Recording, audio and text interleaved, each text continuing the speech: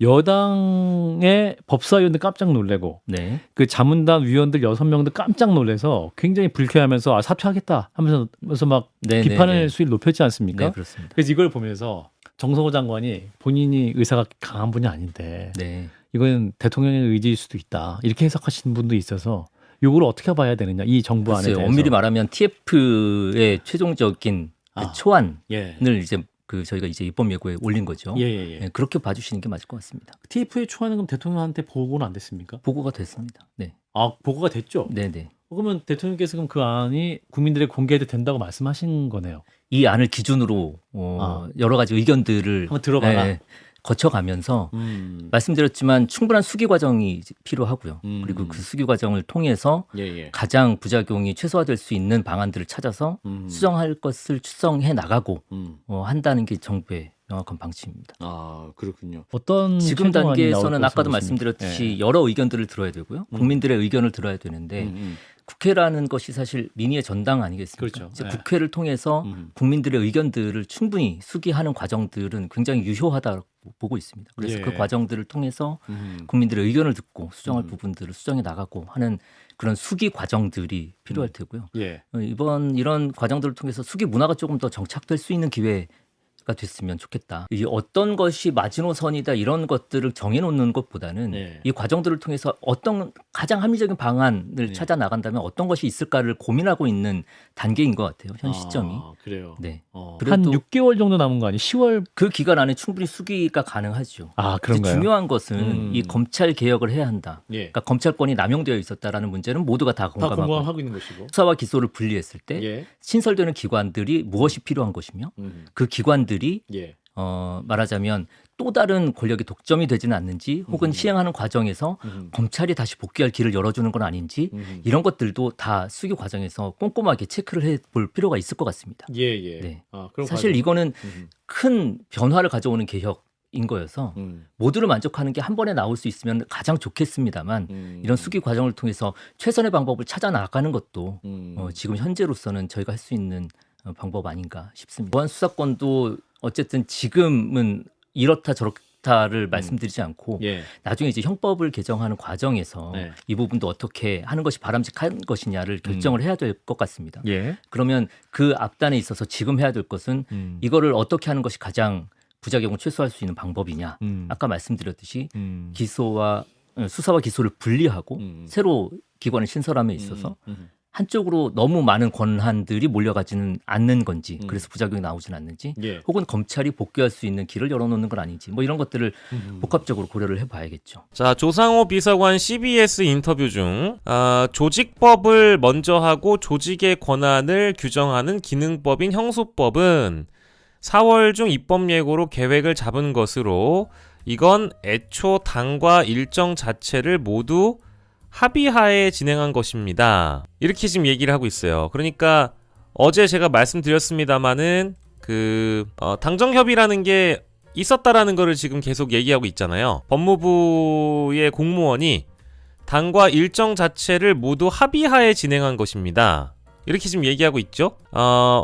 박은정 의원이 계속 형사소송법 왜 빨리 안 하냐라고 난리쳤을 때 민주당에서 왜 가만히 있느냐. 그러니까 정부가 미루는 것처럼 욕을 먹는 거 아니냐. 그리고 당대표 산하 정책위와는 이 추진단이 검찰개혁 추진단이 계속 협의를 진행한 것으로 알고 있고 당연히 발표 전에 당 지도부 요청에 따라 법사위, 행안위 등 각 상임위에도 보고를 하고 설명을 드렸습니다. 일부 지적사항이 있어서 수정 반영하기도 했습니다. 이제 수정 반영까지 했다라는 거예요. 보세요. 당연히 발표 전에 당 지도부의 요청에 따라 법사위, 행안위, 상임위에 보고를 하고 설명을 드렸다. 당혹스럽다라는 얘기를 전해드렸잖아요. 왜 당혹스럽다는 생각을 하느냐. 그 배경을 지금 여러분들께 다시 한번 근거로 보여드리는 겁니다. 보고를 받았는데 왜들 이러느냐. 보고를 받으셨지 않느냐. 근데 왜들 도대체 이러시는 거냐. 그럼 당도 동의한 내용이라는 거 아니겠습니까? 근데 당은 쏙 빠지고 정부만 욕먹고 눈과 귀가 가려진 사람이 된 거잖아요. 그러니까 이거는 각 상임위에 다 보고를 한 이후에 날짜까지 조율해가지고 발표를 한 것이다. 조상호 보좌관의 주장이고요. 그래서 조상호 보좌관을 그러니까 이상하게 보는 분 제가 소환을 좀 하겠습니다. 전 사실은 뭐 이거는 한 지금 반년 넘게 이해가 안 된다고 얘기를 하고 있습니다. 자, 한겨레 TV의 논설이라는 직격 인터뷰에서 김용민 의원 인터뷰를 하는데요. 하위직 공무원을 바라보는 관점과 시선에 대해서 여러분들과 이야기를 해보는 겁니다. 자, 근데 대통령의 의중이 반영된 게 아니라는 말씀을 하시네요.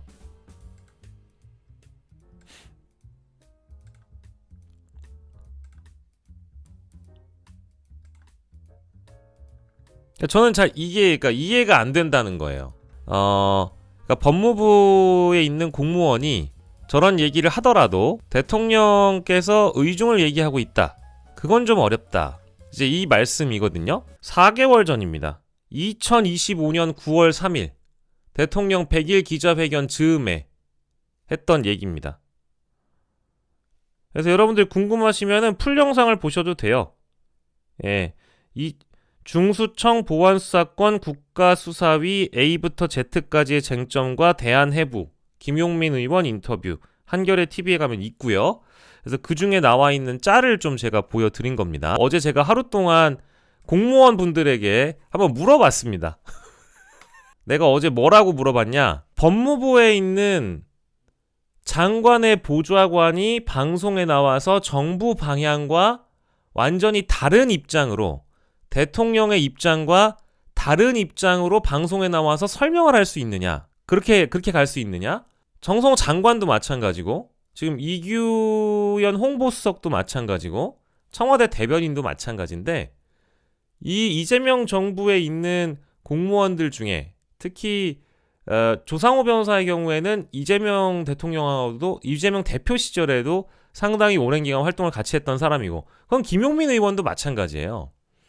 근데 이제 입법부에 있는 국회의원과 정부 사이드에 있는 법무부의 보좌관인 조상호 보좌관과 그러면 각자가 속해 있는 위치에 따라서 입장이 달라질 수 있는 거 아닐까요? 이렇게 말씀하시는 분들도 있겠죠.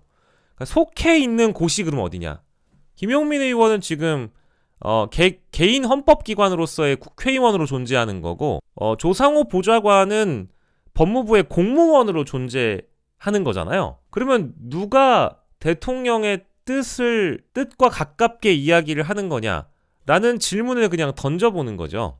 자, 이거는 뭐 이제 제가 김용민 의원에 대해서 뭐 악의적인 비난이나 원색적인 비난을 하려고 하는 게 아닙니다. 여러분들에게도 물어보는 거예요. 자, 공무원이 7급이든 9급이든 보좌관이든 국장이든 나와서 방송에 나와서 뭘 얘기를 하려고 하면 정부의 방향과 다른 걸 얘기할 수 있느냐? 저는 그거 아니라고 보거든요. 보좌관이 정성호의 입장과 다르게 얘기한다. 그리고 대통령의 비서들이 대통령의 입장과 다른 얘기를 한다. 저 그거 불가능하다고 봐요. 그리고 이 영상은 작년 9월 거라고 했죠. 작년 9월이고 지금 1월이잖아요. 그럼 작년 9월과 지금 1월이면 넉 달이 지났습니다. 그래서 만약에 지금 김용민 의원께서 법률보좌관이라는 사람이 정부 방향과 다르게 얘기를 지금 넉 달째 하고 있잖아요.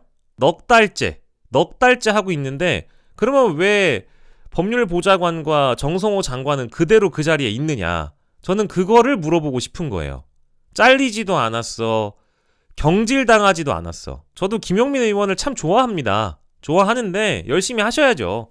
당연히 각자 목소리 낼 수 있는 건데 이 논리에 대해서 얘기를 하는 거예요.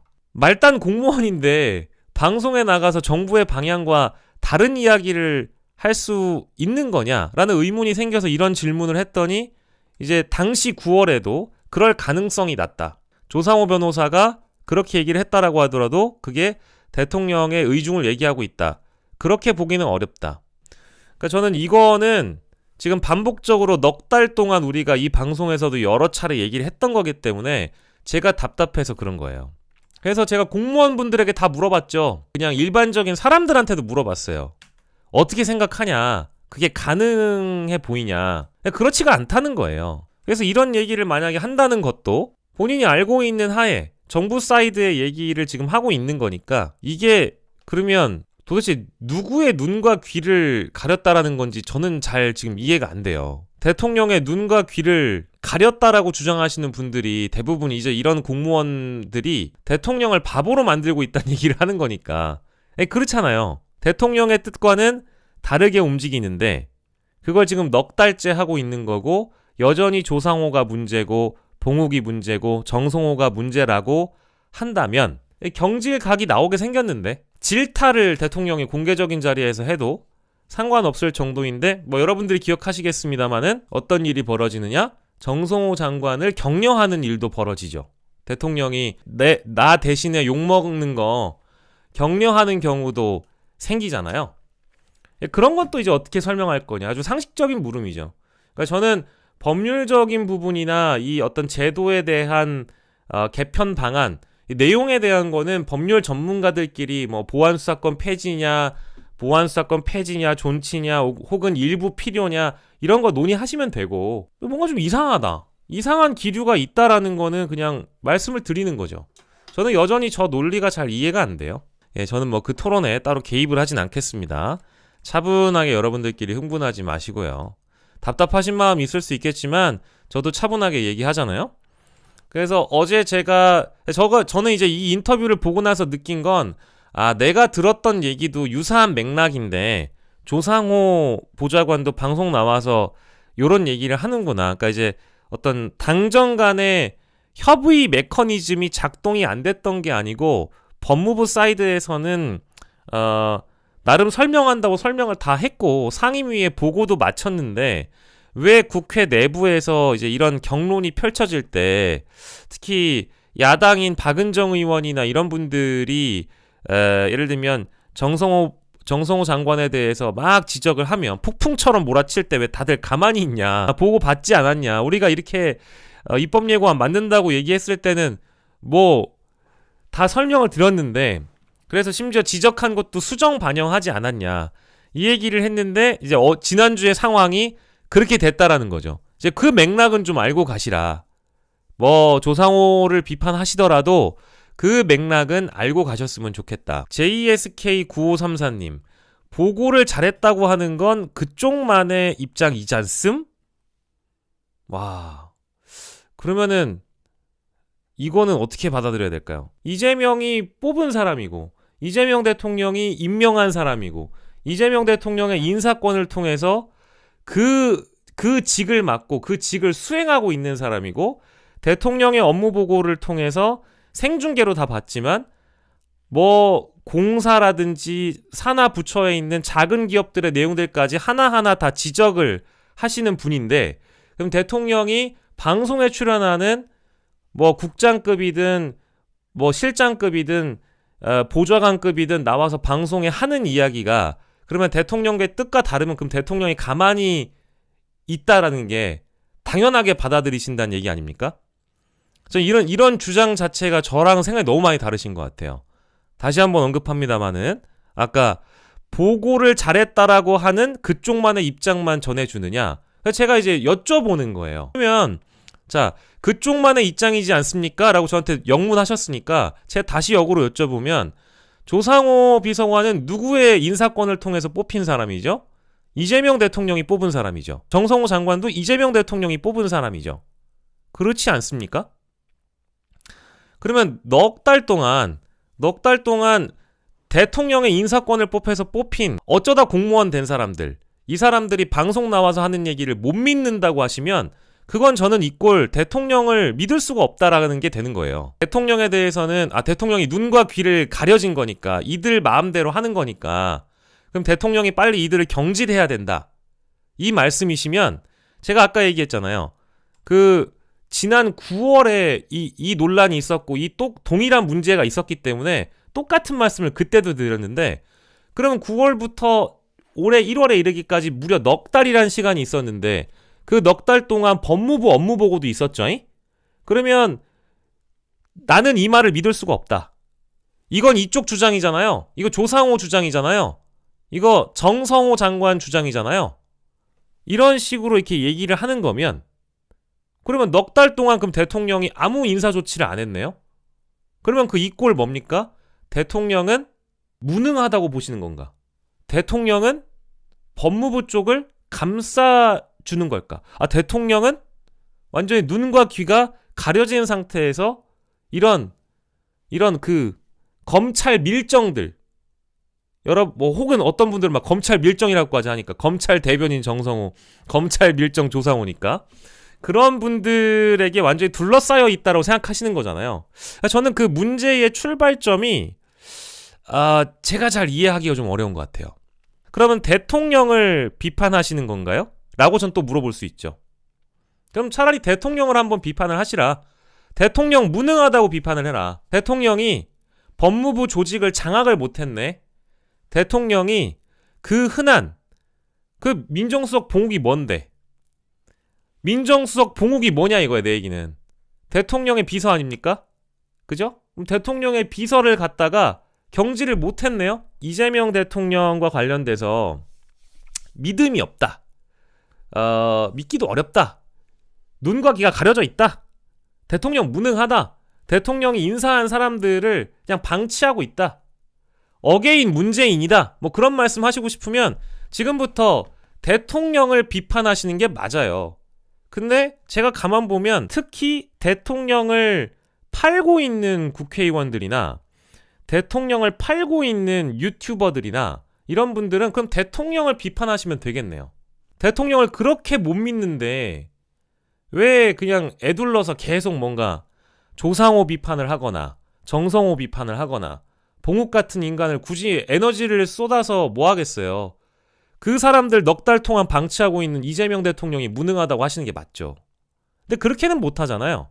그렇게는 못하지 않습니까? 그러니까 계속 이거는 이재명 대통령 뜻이 아니다. 이것은 이재명 정부의 방침이 아니다. 뭐 이것은 아니다. 저것은 아니다. 이렇게 얘기를 하시는 게 저는 좀 답답하네요.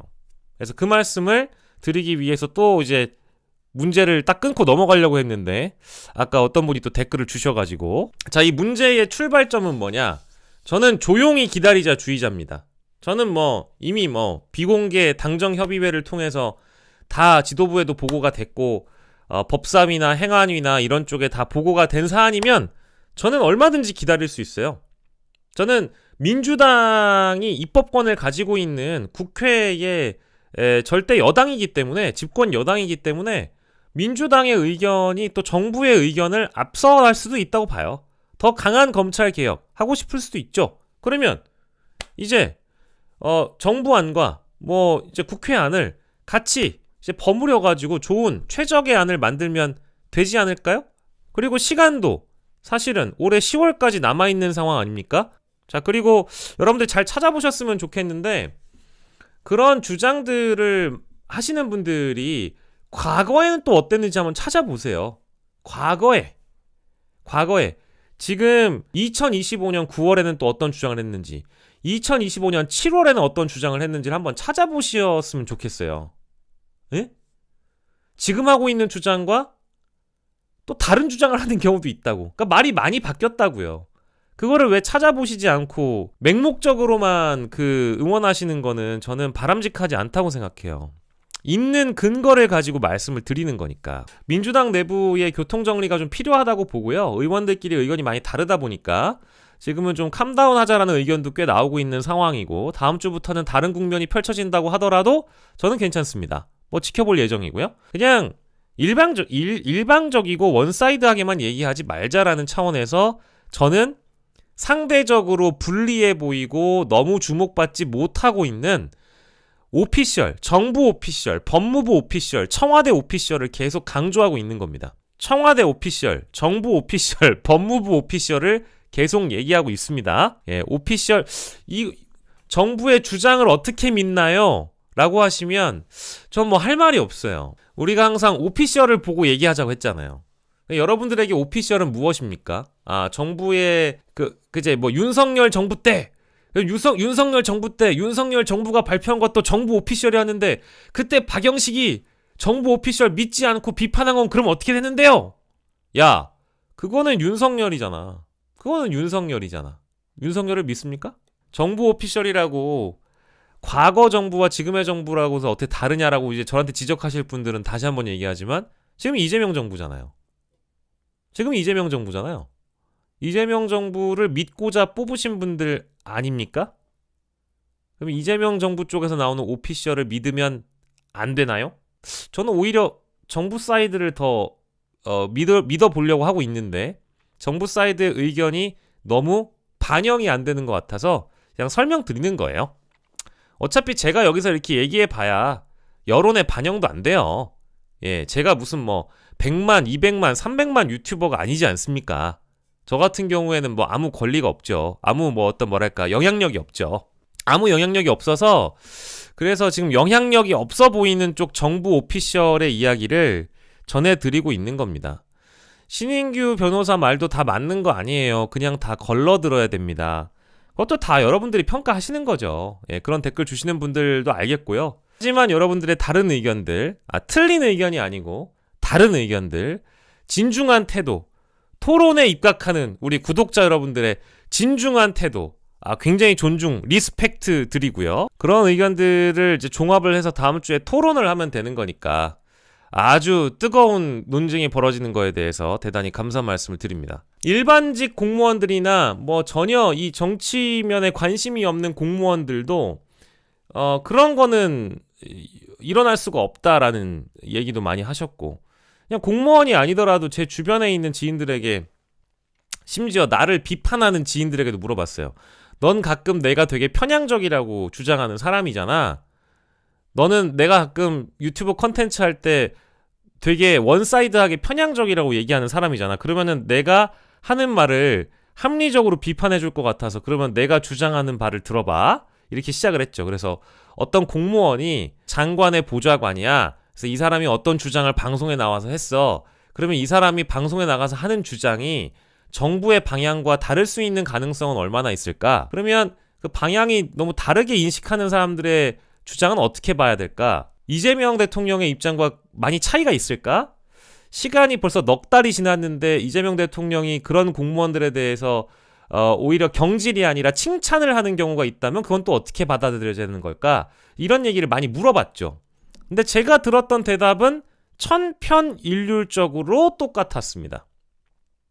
아무 배경 없이 아무런 내용 없이 들으시는 분들도 그거는 뭐 그 말이 안 되는 거지 라는 반응이었기 때문에 저는 아직도 이 생각이 맞다고 생각해요.